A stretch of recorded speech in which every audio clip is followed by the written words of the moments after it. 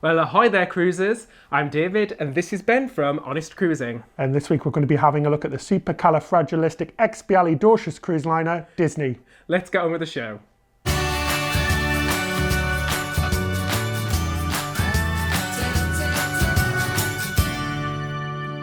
So Disney Cruise Line is quite unique to other cruise liners. They've got a small fleet of just 4 ships in 2 different classes.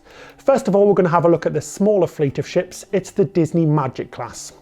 The Disney Magic class is the smaller intimate ship. It holds up to 1,700 passengers, and the 2 ships, the Disney Magic and the Disney Wonder, were built in the late 90s. They are smaller intimate ships with an Art Deco theme on the Disney Magic and an Art Nouveau theme on the Disney Wonder. They are both packed with features such as a large outdoor screen, an indoor cinema and a large Walt Disney Theatre. There is an adult theme zone at the front of these ships. The Magic had the amazing aqueduct slide retrofitted in 2013, and it really is an awesome experience. Because of the small size of these ships, it's really easy to experience everything aboard. You really get to know the crew and passengers too. The Magic offers the exclusive Tangled musical in its theatre, and the Wonder offers the amazing Frozen Spectacular musical in its theatre. Both ships just have one specialty dining restaurant, Paolo, where you can enjoy a beautiful brunch or dinner.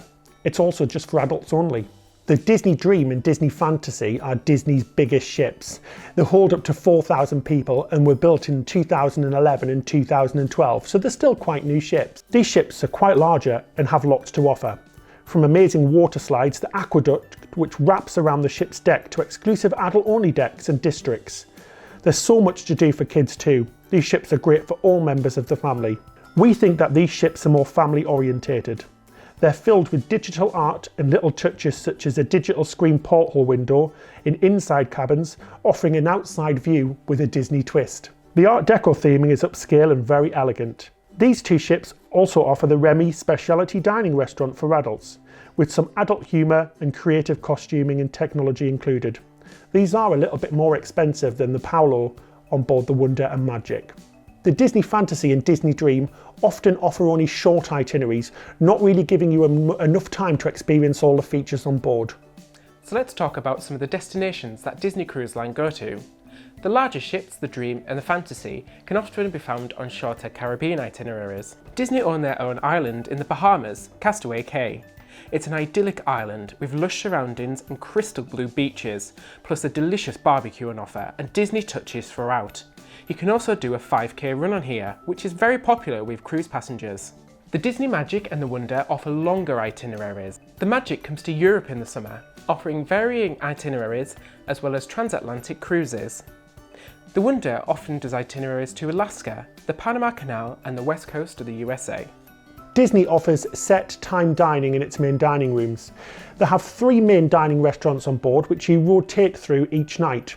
You also take your servers with you as well. It's a really nice touch. You really start to bond with your servers and they become like family at the end of the holiday. They start getting to know what you like and what you don't like. It's just a really nice touch. The quality of food in the main dining rooms is absolutely outstanding. We've always been so impressed. It's really by far better than any other cruise liner we've been on and is about the same level as the specialty dining you find on other ships.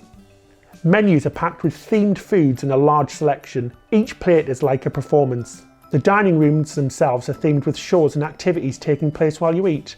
From a concert from Tiana, the amazing animator's palette where your drawings come to life, to Lumiere's with appearances from Belle and the Beast. There are so many magic touches, all the way from the server's clothing, the amazing background music, to the way the napkins are expertly folded to look like the Beast's jacket.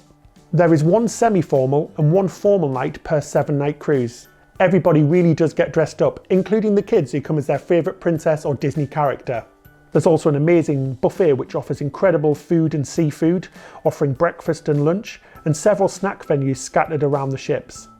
You can also choose to dine in a buffet on an evening for a sit-down meal without any reservations or extra charge.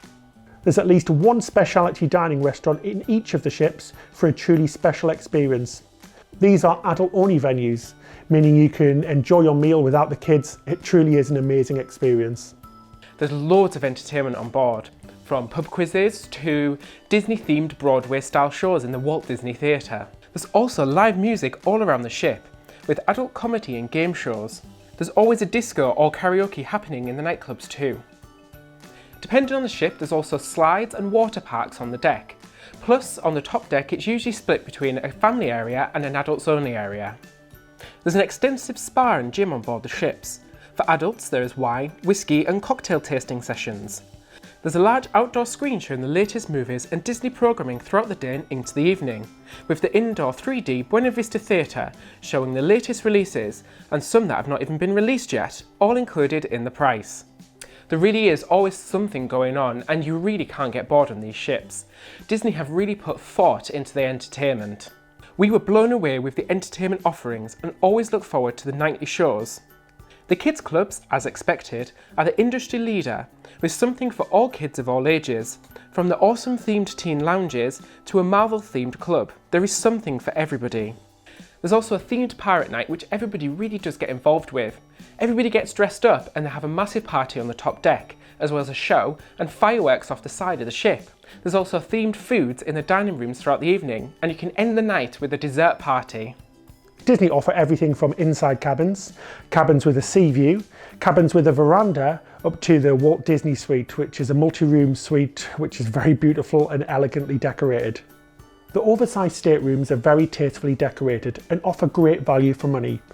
We found the rooms to be a lot bigger than other cabins, so you were getting a lot of room for your buck.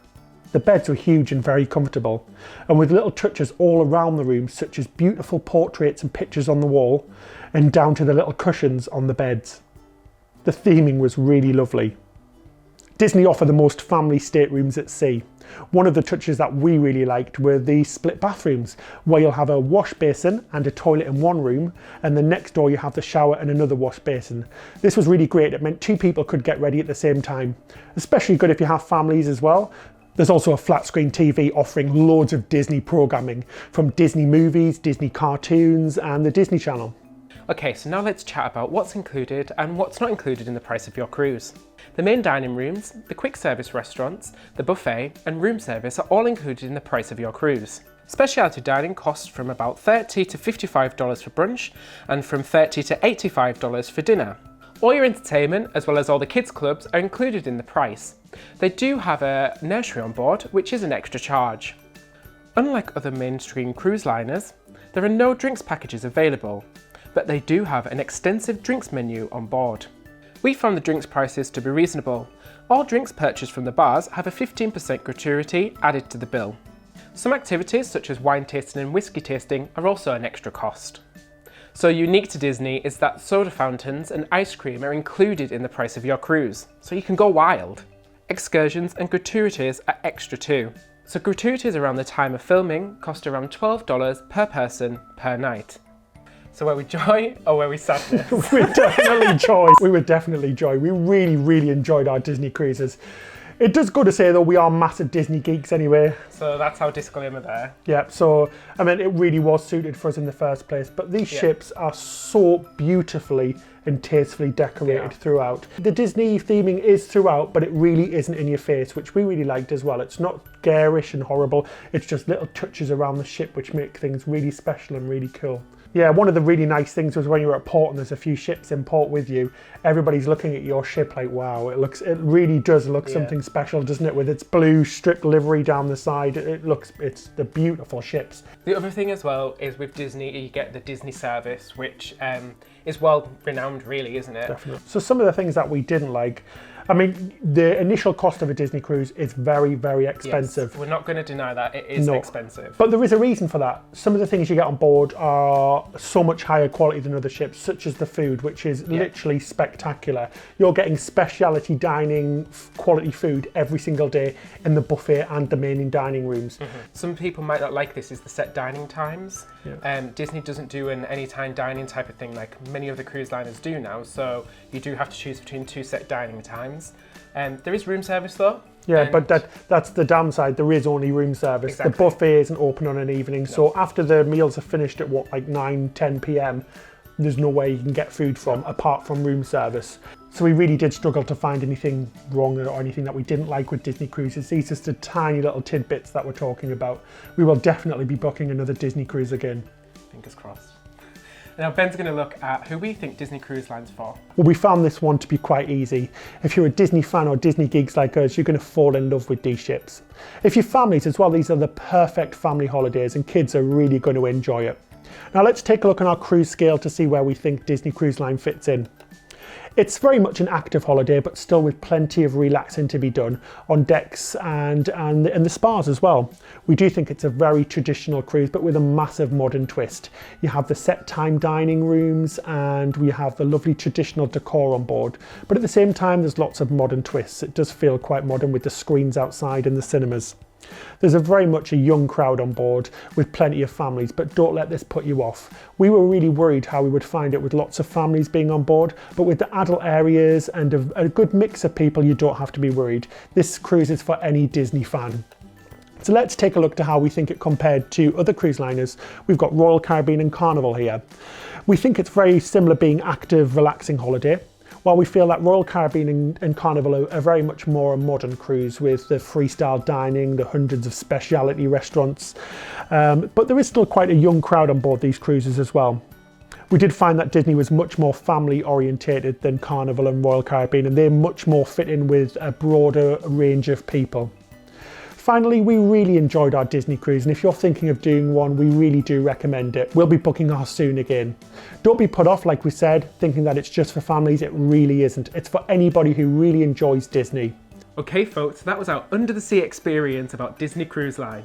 Is that good? That's really don't forget to subscribe and like us below, and we'll see you next time. Happy cruising!